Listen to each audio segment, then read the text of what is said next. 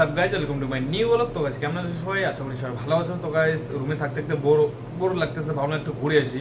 তো বড় ভাইকে ছোট ভাইকে হয়তো অনেকেই চিনো, মানে যাদের মানে দুবাইতে মানে আইফোনের দোকান আছে, অনেক কটা আছে। তো আমি যেখানটা আছি ওইখান থেকে পাশেই নাকি। তো আমি দেখিনি দোকানটা, আমাকে একজন বলছিল যে খুঁজলে হয়তো বাইর করতে পারবি। তো ওইখানটা যাচ্ছি, যদি খুঁজে বাইর করতে পারি ওদের দোকান, তো অবশ্যই ওনাদের সঙ্গে দেখা করব। আর যদি খুঁজে না পাই তাহলে তো হবে না, অন্য আরেকদিন চেষ্টা করব আমি। মানে ম্যাপে দেখতে হবে যে কোথায় আছে ওদের দোকানে, কারণ বাইরে গেলে তো আমার ওয়াইফাই বন্ধ, সবকিছু বন্ধ, শুধু সিম বেকার। তাই জন্য তো চ্যানেলকে সবাই লাইক কমেন্ট সাবস্ক্রাইব অবশ্যই করবে। চলো যাই, আর লেট করবো না।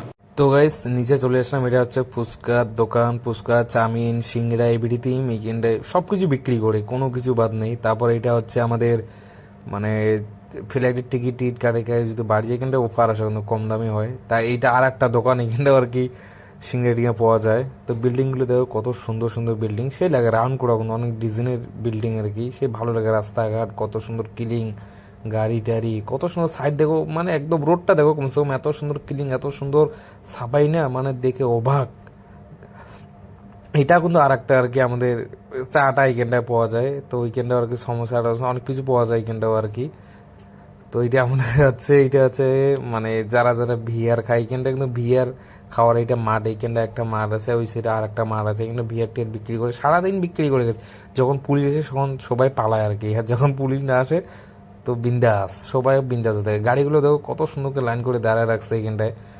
তো ভাবতেছি একটু ঘুরি। তো ভাই যেদিকে একটা খেজুরের গাছ আছে, মানে খেজুর ফলছে কিনা, ওই যে সামনে গাছটা দেখা যাচ্ছে। তো চলে আসলাম দেখি, তো খেজুর বড় বড় হয়েছে কিন্তু পাকে নেই এখনো। তো রোড পার হয়ে যেতে দেখতে হবে যে নিচে পড়ছে কি পড়ে নাই। তো গাড়ি যে যত গাড়ি চলে, তো দেখি তো নিচে পড়ে নেই, এগুলো পড়ছে, ওগুলো আগেকার খেজুর আর কি, এগুলো খাওয়া যাবে না, ভালো না এগুলো হচ্ছে। তো রোড পাড়ে এখন যাবো রুমে। তো দেখবো, তোমাদেরকে দেখাবো যে কোনখানটায় আমি বসে ওয়াইফাই চালাই। এইখানটায় কিন্তু সেকেন্ড হ্যান্ড কেরমা পাওয়া যায়, সেকেন্ড হ্যান্ড কেরমা, মোবাইল, ল্যাপটপ সব ওইখানটায় যে দেখি ওয়াইফাই কানেক্ট হচ্ছে কি হচ্ছে না, কারণ মানুষের সাথে ওয়াইফাই কানেক্ট হয় না। তো মানে এটা হচ্ছে আমাদের বসার জায়গা। এইখানটা একটা বড় র্যাম ছিল, এই র্যামটা চেঞ্জ করে আবার ছোট র্যাম রাখছে। তো এইটা নতুন বসাইছে এসিটা, মানে একটা ছিল ওটা খারাপ হয়ে গেছে, এটা নতুন বসাইছে। তো এইখানটা আমি বসি, তো এইখানটা বসে ওয়াইফাই, এইখানটা ফ্রি, তো কার ওয়াইফাই আমরা জানি না। এখানটা চালাবো, এখানে বসে বসে তখন রুম যাব। আমাদের কাছে তো পয়সা নেই, তার জন্য মালিক বলছিল এই হোটেলে খাওয়া দাওয়া করতে। তো এই হোটেলে আমরা আসি খাওয়া দাওয়া করি, আজকে থেকে আসলাম। তো ওইখানটায় ভাত পাওয়া যায় না, শুধু রাইস আর বিরিয়ানি এইসব পাওয়া যায়।